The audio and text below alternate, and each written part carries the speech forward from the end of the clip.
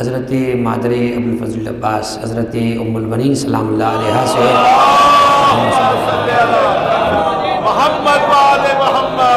گویا کہ یہ مجلس ایصال ثواب بھی ہے، یہ مجلس قبولیت حاجات کا سبب بھی بن جائے گا،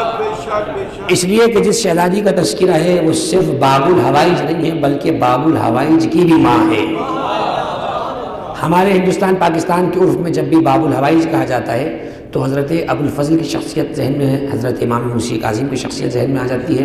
حضرت شہزادہ علی اصغر کی شخصیت ذہن میں آتی ہے، حضرت مسلم ابن عقیل کی شخصیت ذہن میں آتی ہے، لیکن علماء نے لکھا کہ جیسے ابوالفضل باب الحوائج ہے ویسے ہی ان کی مادر گرامی بھی باب الحوائج ہے۔ اور جناب ام البنین کی زیارت میں یہ جملہ ہے، خداوند متعال آپ کو حضرت ابوالفضل کے روضے کی زیارت نصیب فرمائے۔ شہزادے کے حرم میں جو زیارت نامہ رکھا ہے اس میں ایک زیارت ابوالفضل عباس ہے، اسی کے بعد ہے زیارت السیدہ ام البنین، بیوی ام البنین کی ایک زیارت ہے، اس میں ایک عجیب فقرہ ہے، وَأَعْطَاكَ اللَّهُ كَرَامَاتِ الْبَاهِرَاتِ، اے ام البنین اللہ نے تمہیں اپنے بیٹوں کی قربانی کے عوض ایسی کرامتیں عطا فرمائی گی جن کا چرچا قیامت تک جاری رہے گا۔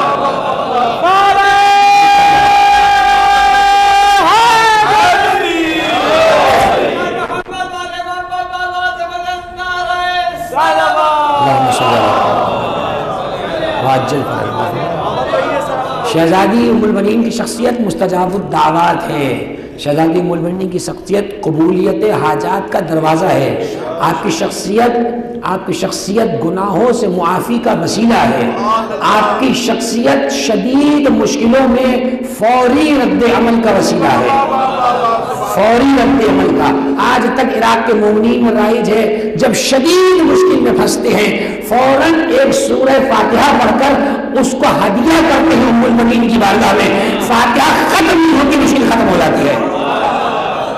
فاتحہ ختم نہیں ہوتی مشکل ختم ہو جاتی ہے۔ میں نے صلوات پڑھی تو اللہ نے شہزادی کو بڑی کرامتیں عطا فرمائی ہیں، شہزادی کو بڑا مقام عطا فرمایا ہے، اس لیے کہ اس نے اپنا سب کچھ حسین پہ قربان کیا ہے۔ یہ کرامت اس شہزادی کو عطا ہوئی ہے کہ آپ باب الحوائج ہیں، کیسے نہ ہو، وہ عباس جو سب کی حاجتیں پوری کرتا ہے، خود اس عباس کی حاجت روا کون ہے؟ جو اس عباس کی بھی حاجت روائی کرتی ہے انہیں ام البنین کہا جاتا ہے۔